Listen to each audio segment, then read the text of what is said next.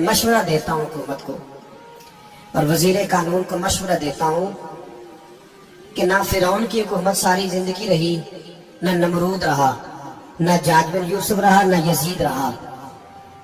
और यार दरबारी बन के हुक्मरानों की चापलूसी करते करते तुम यहाँ तक आ गए हो कि अब नबी पाक की इज्जत को हाथ डालना शुरू कर दिया है।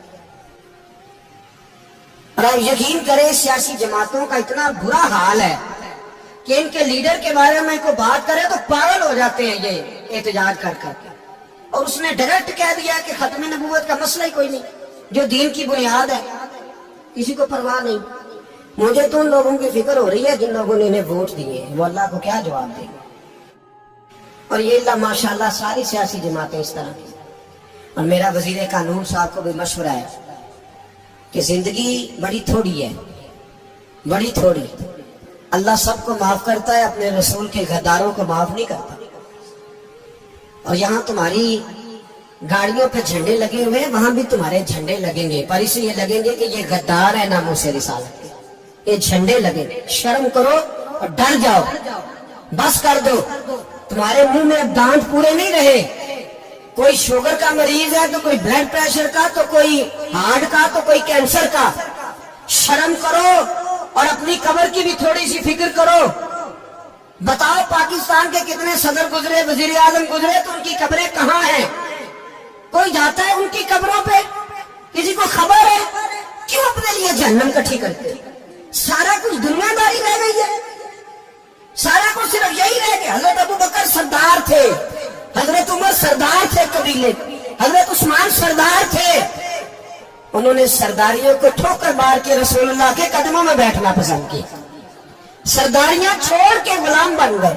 तुम सरदारियां बचाने के लिए रसूलुल्लाह की गद्दारी करते हो, शर्म नहीं आती। और काम शिकवा है मुझे इन लोगों से जो मौलवी तो कह देते हैं तो सियासत न कर, और किसी सियासतदान को मना नहीं करते कि जब तुझे सूरत फातिहा भी नहीं आती तो तुझे किसने इजाजत दिया इतनी बड़ी बात। और मैंने पिछले से पिछले जुम्मे भी कहा था, फिर कहता हूँ और आज भी रिकॉर्ड कहता हूँ, मरज़ई कल भी काफिर थे, आज भी काफिर और कयामत तक। और जो उनके कुफर में शक करे वो भी, और पक्का बेईमान है, काफिर है। वो वजीर कानून हो या सूबाई हो या विफाकी हो, मन शक्का फी कुफर ही फकत कफर। जो मरज़ई के कुफर में शक करे वो भी काफिर है। हमारे रसूल आखिरी रसूल है। हम किसी को ये इजाजत नहीं देंगे कि वो खत्म नबूवत में रखड़ा डालने की कोशिश करे। हम किसी को ये इजाजत है। और तुमने कौम को लूटा, लूटते रहो। अब ईमान पे डाके तो ना डालो। तुम्हें दौलत लूट के पेट नहीं भरा, अब ईमान लूटना शुरू कर लिया। तुम्हारा फैक्ट्रियां लूट कर, कौमी खजाना लूट कर पेट नहीं भरा। बेईमानों, दीन बेचकर अपनी हुकूमतें पक्की करोगे। और वो लोग भी तैयार हो गए जो इन बेईमानों को मुंतखब करते हैं, उनसे भी सवाल करेगा खत्म नबुव्वत का मौजू क़यामत के दिन कि तुम बताओ। इनको सपोर्ट करते थे जो रसूलुल्लाह सल्लल्लाहु अलैहि वसल्लम के बाद भी किसी नबी को नबी मानना दुरुस्त जानते थे। शर्म आनी चाहिए, ख्याल होना चाहिए। और मैंने कहा कि हमारा दिल नहीं चाहता, आप यकीन करें। हमें शौक है जुलूस निकालने का, तुम्हारे खिलाफ बातें करने का। तुमने रोज थर्मामीटर निकाला होता है, चेक करते हो कि ईमान कितना है कितना नहीं है। ये पाकिस्तान, ये पाकिस्तान अगर सूबा सिंध है तो हजरत अब्दुल्ला शाह गाजी का है, अगर बलोचिस्तान है तो हजरत बाबा अब्दुल रहमान का है, और अगर पेशावर है तो वो सूफिया का है, और अगर ये धरती पंजाब है तो ये दाता अली अजमेरी की है, ये बाबा फरीदुद्दीन की है। इसमें किसी गद्दार को कब्जा करने की इजाजत बिल्कुल नहीं मिलेगी। और हम वो लोग भी नहीं जो चुप करके अंदर सोते रहे, कौम जो करती है करती रहे, हमें परवाह नहीं। ना, ऐसी कोई बात नहीं। कोई बंदा ना समझे कि नहीं होश नहीं, नहीं पता नहीं, हमें सारा कुछ ही आता है। फिर अगर कल को कोई मुमताज कादरी पैदा हो गया तो शिकवा न करना।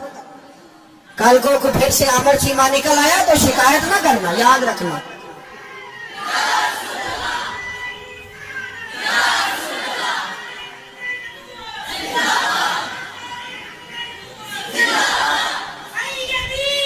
तो मेरे भाई खुल के बोल, या नबी रसूल के बोल।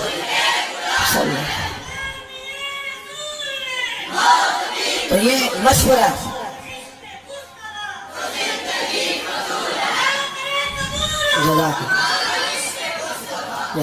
تو یہ تمہیں مشورہ ہے.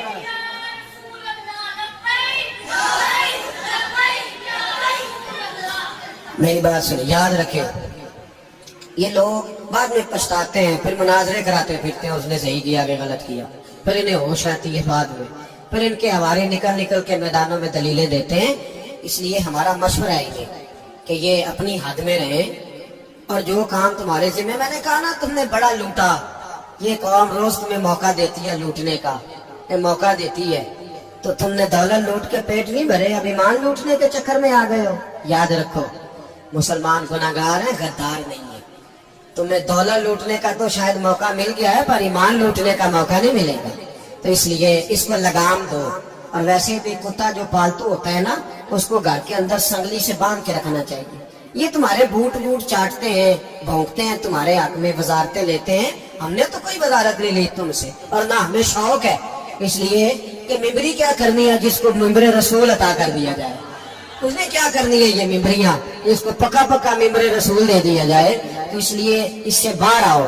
میں نے کہا بڑے بڑے نمرود، فرعون، قارون دفن ہے، تمہارا بھی نام تک نہیں ہوگا، بالکل نام نہیں ہوگا. اس لیے ہمارا مشورہ، اور آپ لوگ بھی آئے نا یہ اگلے سال، تو ان کو کھڑا کر کے پوچھ لینا، اسلامی جمہوریہ پاکستان کا تم نے ایم پی ایم نے بننا ہے، پہلا کلمہ ہی صحیح سنا دو. چلو خدا کا واسطہ یہی بتا دو کہ تمہیں نماز بھی ڈھنگ سے آتی ہے کہ نہیں. اور آپ کی موج ہے، آپ بٹھا لیتے ہیں سر پہ، کیا کریں، سمجھانے والے مفت گناہگار ہو گئے اور بہکانے والے سب تمہارے یار ہو گئے. اس لیے یہ چھیڑتے ہیں جان بوجھ کے. اور پھر جب کوئی ممتاز قادری علیہ رحمہ پیدا ہوتے ہیں، پھر انہیں دشواری ہوتی ہے، پھر ان کا جینا مشکل ہو جاتا ہے. یہ موقع دیتے ہیں، پتہ نہیں کس کے ایجنڈے پہ عمل کر رہے ہیں. میرا سوال یہ ہے، میں نے پچھلے جمعے پھر میرا سوال ہے کہ میں پوچھتا ہوں، اس آدمی کو ضرورت کیا ہے ختم نبوت پر بات کرنے؟ جب امت مسلمہ کے متفق کا فیصلہ ہے کہ مرزئی کافر، اسمبلی نے بل پاس کر دیا کہ مرزئی، ان کو اقلیت قرار دے دیا، اور جب سے وہ اقلیت بنے، نہ ہم نے ان کی عبادت گاہ جلائی، نہ ہم نے ان کو قبروں سے نکالا، نہ ہم نے، بس ٹھیک ہے جیسے عیسائی رہتے ہیں، یہودی سے کس ملک میں رہتے ہیں وہ بھی رہے، اقلیت بن کے رہے، کوئی پر تم انہیں کھینچ کھونچ کے کیوں قریب کرتے ہو؟ تمہارا کیا جلانا ہے ان کے ساتھ؟ بتاؤ تو صحیح. ان لوگوں سے ان کو چاہیے اپنے منہ میں لگام ڈالیں، اور اگر نہیں ڈالیں گے پھر انشاءاللہ ڈالی جائے گی، اور بڑی تگڑی ڈلے گی، اور پھر ایسی ڈلے گی، ایسی ڈلے گی. سلمان تاثیر جب مرا تھا نا، تو 5-5 لاکھ روپیہ مولویوں کو آفر کی جنازہ پڑھاؤ، 5-5 لاکھ روپیہ چھوٹے چھوٹے مولویوں کو. اور داتا صاحب کی مسجد کے خطیب بھی صوبائی جو تھے، وہ خطیب تھے، ملازم تھے، انہوں نے کہا کہ ایمان نہیں بھیجنا، نکالنا ہے نوکری سے تو نکال دو.